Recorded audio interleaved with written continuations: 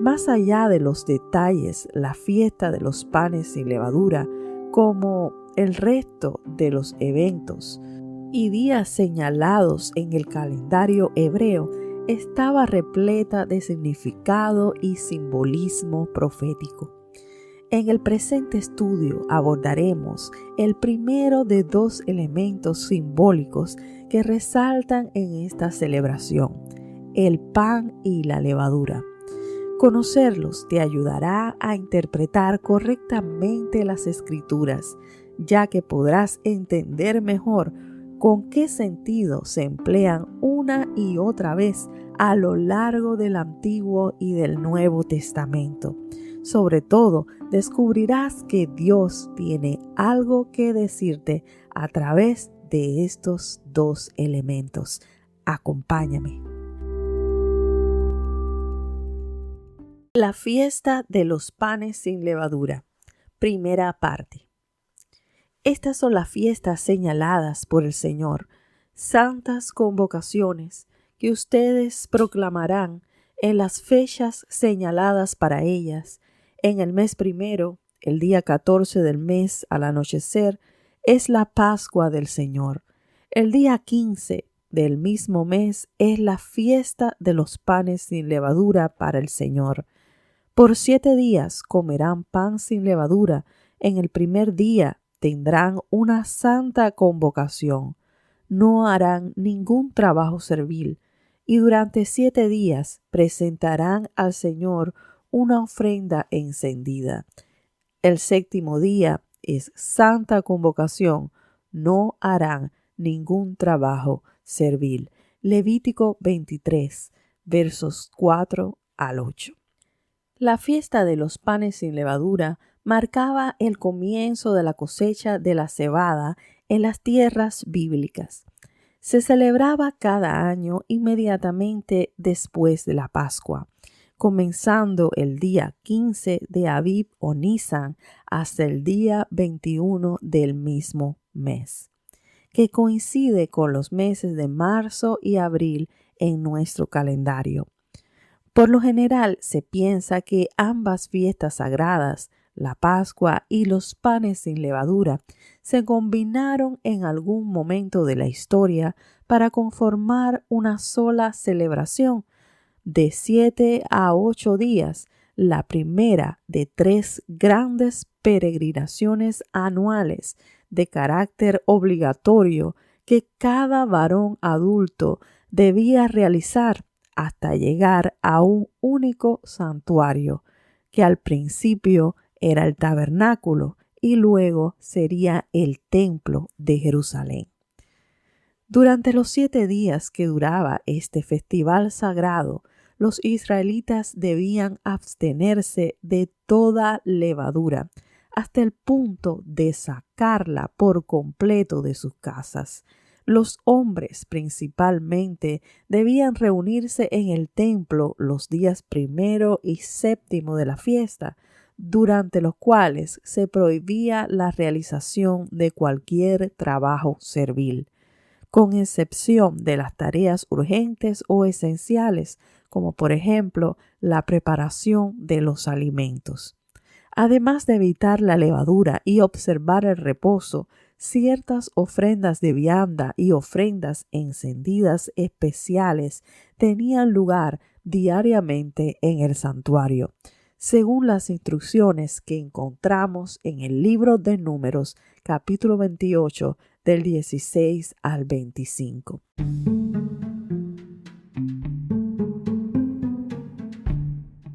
Bienvenido al estudio bíblico de esta semana. Antes de continuar, asegúrate de suscribirte a nuestro podcast. Puedes hacer esto en tu plataforma de audio favorita y también puedes seguirnos en nuestras redes sociales, donde publicamos estudios semanales y otras reflexiones de temas cristianos. Dicho esto, quédate con nosotros. Bien, comencemos por el símbolo del pan. El pan era un elemento esencial en las tierras bíblicas, tanto así que se convirtió en una metáfora frecuente para representar la vida y el sustento diario de una persona común. En ocasiones, la escritura habla de pan en lugar de decir comida. Solo la gente adinerada podía comer carne fuera de las ocasiones festivas. Sin embargo, el pan era el alimento básico de toda familia. Aparte del pan común, la escritura nos da al menos 2 ejemplos de pan considerado sagrado. El primer ejemplo de pan sagrado es el maná y el segundo es el llamado pan de la presencia. Cuando los israelitas tuvieron hambre en el desierto, el Señor les envió pan del cielo. Cada mañana, a excepción del día de reposo sábado, durante 40 largos años, el pueblo de Dios recogió del suelo el alimento sobrenaturalmente provisto por Dios para un día completo. Se dice que su apariencia era como semilla de cilantro, pero blanco, y su sabor era dulce como el de las hojuelas con miel. Así que los israelitas le llamaron maná, que significa literalmente ¿qué es esto? Este relato se encuentra en Éxodo capítulo 16. Un detalle interesante sobre el maná es que solo podía recogerse en la medida exacta para cada miembro de la familia. Si alguno quedaba hasta el día siguiente, el exceso se echaba a perder y no podía aprovecharse. Únicamente los viernes se recogían 2 porciones, pues el maná no aparecía sobre el campo en la mañana del día de reposo. Pero la porción guardada del día anterior se conservaba naturalmente fresca, de modo que tuvieran lo suficiente para los 2 días. Otro detalle es que el maná solo podía recogerse temprano en la mañana. La escritura dice que el calor del sol derretía el alimento y desaparecía del suelo. Como te imaginarás, el primer pan del cielo representaba la provisión divina. El pan representa provisión.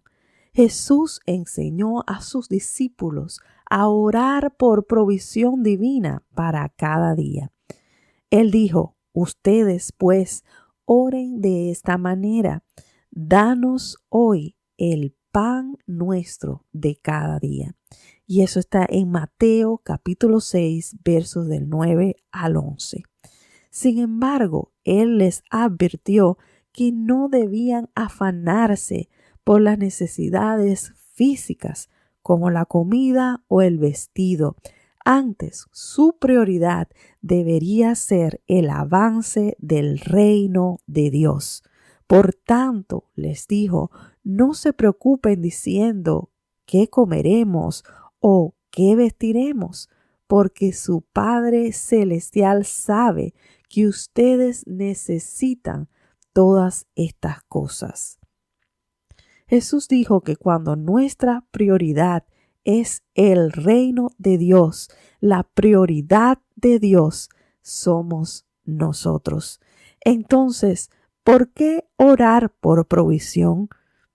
Tengo una frase colgada en la pared de mi cuarto que dice lo siguiente: adora a Dios, de quien fluye toda bendición.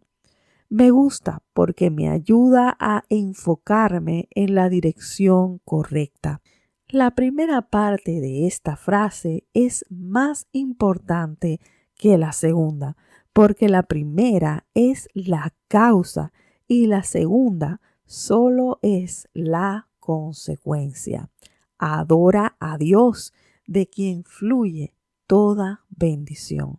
Dios sabe lo que necesito antes de que pueda abrir la boca para pedírselo, pero he descubierto que su prioridad soy yo. Es mi carácter, mi enfoque y mis motivaciones. La Escritura cuenta que después de ser bautizado por Juan, Jesús fue llevado por el Espíritu al desierto, donde ayunó 40 días y 40 noches. Al cabo de este tiempo, Jesús tuvo hambre, claro está, y fue entonces cuando por primera vez escuchó la voz de Satanás el tentador que le susurraba: si eres hijo de Dios, di que estas piedras se conviertan en pan. Mateo 4:3. Es interesante que la primera tentación del Señor estuviera directamente relacionada con la comida, ¿verdad? Satanás sabía que al igual que nosotros, Jesús se encontraba temporalmente confinado a un cuerpo físico y podía sentir las mismas aflicciones y debilidades que nosotros como seres humanos. Satanás conocía la Escritura que cuenta la historia de Esaú, ese hermano mayor que aceptó cederle sus derechos a Jacob, el hermano menor, en un momento de humana debilidad. La Biblia dice que Jehová lo aborreció porque menospreció la bendición de hijo mayor y la vendió por un solo plato de lentejas. También sabía Satanás sobre los israelitas y de cómo murmuraron contra el Señor y contra Moisés cuando tuvieron hambre y sed en el desierto. Ellos dijeron: ojalá el Señor nos hubiera hecho morir en Egipto, porque allá nos sentábamos junto a las ollas de carne y comíamos hasta llenarnos, pero ustedes nos han traído al desierto para matarnos de hambre. Quizá usted también se haya preguntado como yo, ¿por qué Jesús no aceptó convertir las piedras en pan? Al final no pareciera una idea tan mala. Sin embargo, el texto original hebreo indica que Jesús no estaba en ayunas solamente. Jesús estaba ayunando. Es decir, no es que no tuviera comida en el desierto. En todo caso, Jesús podía volver a su casa y comer, pero su objetivo era abstenerse temporalmente del alimento físico para priorizar el alimento espiritual. Jesús estaba ejercitando algo que se llama dominio propio, que es un fruto del Espíritu. Y al hacer esto, su objetivo era escuchar mejor al Padre y enfocarse en la tarea que tenía por delante. Es por eso que su respuesta fue: no solo de pan vivirá el hombre, sino de toda palabra que sale de la boca de Dios. Recapitulemos por un momento. Ya dijimos que el pan representa la provisión. El pan también representa la palabra del Padre, la palabra rema del Padre.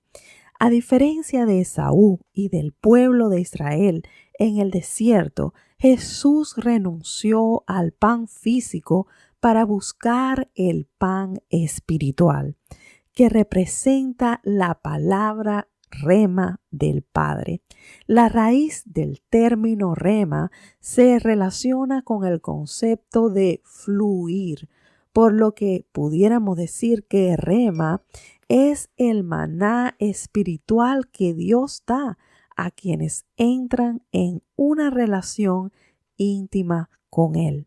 El alimento espiritual fresco que sale de la boca de Dios para traer orden y sentido de propósito a nuestras vidas. Rema no se trata de la suma de todo el conocimiento bíblico, teológico que ha logrado alcanzar y aprendido durante todo este tiempo. La palabra rema es como el pan caliente que sale recién sacado del horno, como el maná mismo que cada mañana tenía que recogerse fresco. Usted lo consigue fresco cada día.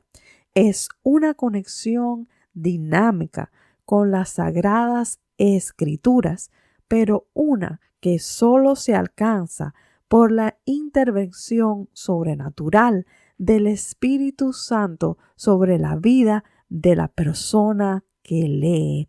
Ninguna persona que no entra en la presencia de Dios puede recibir la palabra rema del Padre, porque esta es como la porción de maná que se guardó dentro del arca del pacto en el lugar santísimo, según se nos dice en Éxodo 16, 32 al 33 y Hebreos 9, verso 4. El tercer simbolismo del pan es la comunión. El pan simboliza comunión. En las tierras bíblicas, el partir el pan con alguien era una señal de amistad, hospitalidad y deferencia, o es decir, respeto. El compartir el pan juntos creaba un vínculo social importante entre dos o más personas. De la misma forma, al traicionar a alguien con quien se había compartido el pan en señal de compañerismo y respeto, se consideraba un acto de extrema ingratitud y una ofensa mayor, como sucedió con Judas Iscariote, el hombre que traicionó a Jesús justo después de haber mojado el pan en el mismo plato con él. Jesús partió el pan con sus discípulos aún después de resucitar y nos ha invitado a nosotros a participar de esa relación especial a través del Espíritu Santo. Jesús dirigió estas palabras a sus seguidores: ustedes son mis amigos si hacen lo que yo les mando. Ya no los llamo siervos, porque el siervo no sabe lo que hace su señor, pero los he llamado amigos, porque les he dado a conocer todo lo que he oído de mi Padre. Juan 15, 14 y 15. La diferencia entre un esclavo y un amigo es la comunión. El esclavo obedece en ignorancia, pero el amigo tiene revelación del Padre.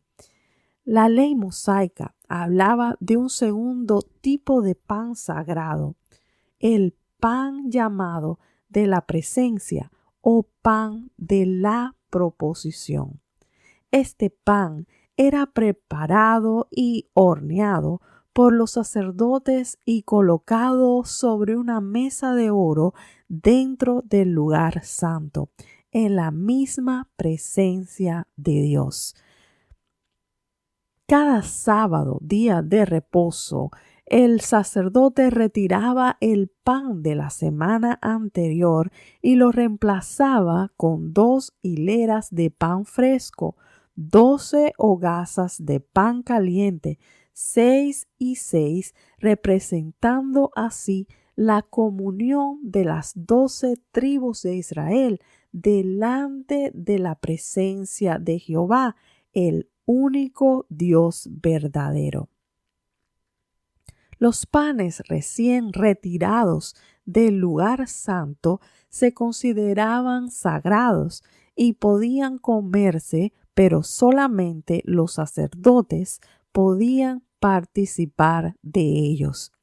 Aunque cada hogaza de pan representaba una tribu diferente, ningún israelita podía acceder a esta comunión, sino a través de la tribu de Leví, la tribu sacerdotal. Sin embargo, la escritura cuenta acerca de una ocasión en la que el joven David comió de los panes sagrados mientras huía del rey Saúl. El sacerdote Ahimelech, padre de Abiatar, al verlo cansado y hambriento, consintió en entregarle a David los panes que había retirado de la presencia de Jehová, pues no tenía pan común que pudiera ofrecerle. ¿Cómo pudo David participar del pan sagrado sin sufrir las consecuencias de la fulminante ira de Dios que a otros había matado en el acto? Quizá esto nos habla de la disposición de su corazón y de la íntima relación que David tenía con el Espíritu de Dios. En otras palabras, la presencia de Dios podía fulminar a cualquiera que no estuviese santificado para entrar en ella, pero no a David, porque él ya cargaba esa presencia. Él no necesitaba comer del pan sagrado para experimentar a Dios, porque caminaba diariamente en una relación especial con la persona del Espíritu Santo. ¿Y cómo sé esto? El Salmo 51:11 dice que David oró las siguientes palabras: no me eches de tu presencia y no quites de mí tu Santo Espíritu. Solamente alguien que es consciente de la presencia de Dios en su vida puede hacer una oración así. Estimado oyente, ¿vive usted en la presencia de Dios todo el tiempo? ¿Carga usted su presencia? En este momento recuerdo nuestra visita a la ciudad de Jerusalén unos años atrás. Impresiona ver cuántos fieles peregrinos de distintas religiones viajan desde distantes regiones del mundo para llevar su devoción a algunos de los sitios sagrados más antiguos y transitados de la historia. A pesar de que la mayoría de estos sitios son solamente memoriales, meras reconstrucciones de sitios originales que han quedado enterrados bajo el nivel del suelo, en todos ellos se respira un ambiente profundamente solemne y cargado de emociones. Por todas partes la gente besa imágenes, prende velas, abraza piedras, toca objetos sagrados, promete cosas y cumple toda clase de votos personales, esperando recibir algún milagro para ellos o sus familiares. No voy a mentirle, me encantó estar allí. Me sentí privilegiada de poder conocer las tierras bíblicas, de familiarizarme con la cultura y los lugares donde tuvieron lugar los hechos, pero a diferencia de aquellas personas devotas, no encontré a Jesús en ninguno de ellos. En diferentes ocasiones de mi viaje, el Espíritu Santo me trasladaba mentalmente a la época de Jesús y de los primeros apóstoles. Todo luciría tan radicalmente distinto en esa época. Para empezar, era evidente que Jesús no estaba ahí, porque la gente natural del país se notaba distraída, distante e indiferente. Nadie hablaba de señales, de milagros ni prodigios. Los cojos seguían cojos, los paralíticos seguían paralíticos, los sordos seguían sordos, los mudos mudos, los muertos muertos.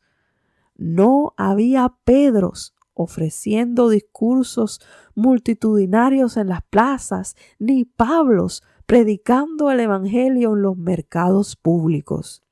No vi arrepentimiento, ni demonios huyendo de los cuerpos, ni bautismos masivos, ni derramamientos del Espíritu, ni lenguas en las calles de Jerusalén. La gente va de un lugar a otro sin mayor novedad, oprimida bajo el peso de las circunstancias, las normas sociales y los conflictos étnicos. Era evidente que el Hijo de Dios ya no estaba ahí. Tampoco el Espíritu Santo parecía estar presente, pero Él estaba conmigo en mi experiencia diaria al otro lado del mundo. Recuerdo cuando nos dijeron que podíamos llevar peticiones escritas para dejarlas incrustadas entre las históricas piedras del Muro de los Lamentos. Pasé días buscando la inspiración para escribir algo que fuese digno de una ocasión tan especial, pero francamente no encontré nada. Para mí, la idea de las peticiones en el muro no tenía ningún sentido. ¿Para qué incrustar mi petición por unos pocos días en un papel, en una rendija del muro, si podía presentársela directamente al Creador y sustentador de todo el universo?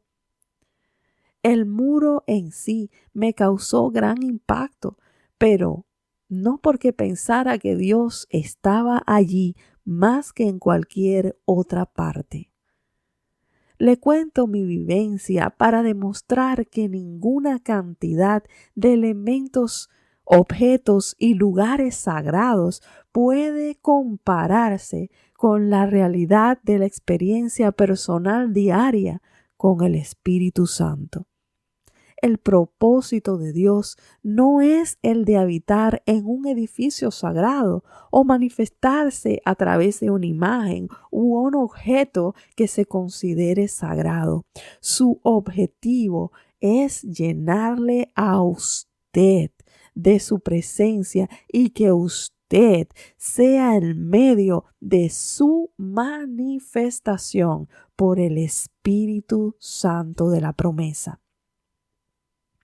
Esto me lleva directamente al último significado del pan. Recuerde, hablamos de provisión, la palabra rema del Padre, comunión y la cuarta es Jesús, el pan de vida.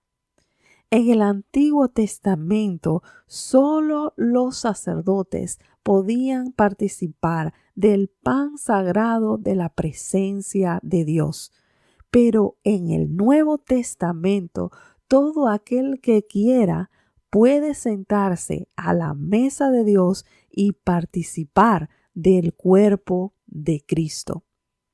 El Evangelio de Lucas, en su capítulo 22, verso 19, nos cuenta que durante su última cena Jesús tomó un poco de pan y dio gracias a Dios por él.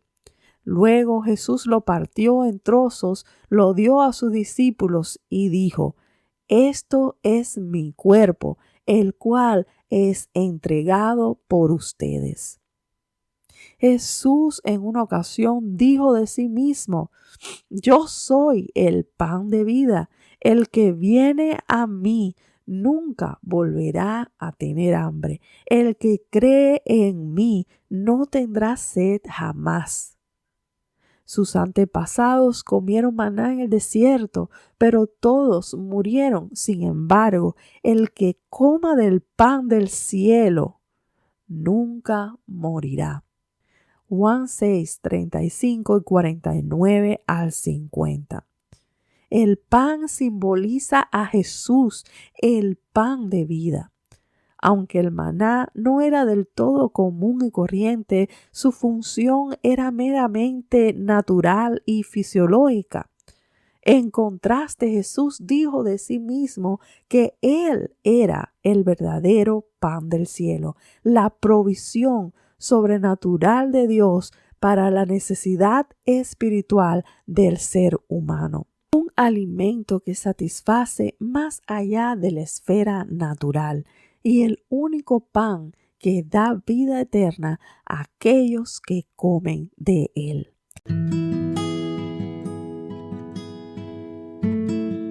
No solo es Jesús la palabra, el verbo de Dios hecha carne. Él es nuestra provisión y también nuestra comunión. Cuando participamos de Cristo, nos identificamos con Él en todo. Pero si usted me preguntara, ¿cómo saber si soy parte del cuerpo de Cristo? Le respondería que la única certeza que alguien puede tener de que forma parte del cuerpo de Cristo se trata del testimonio personal del Espíritu Santo morando en usted.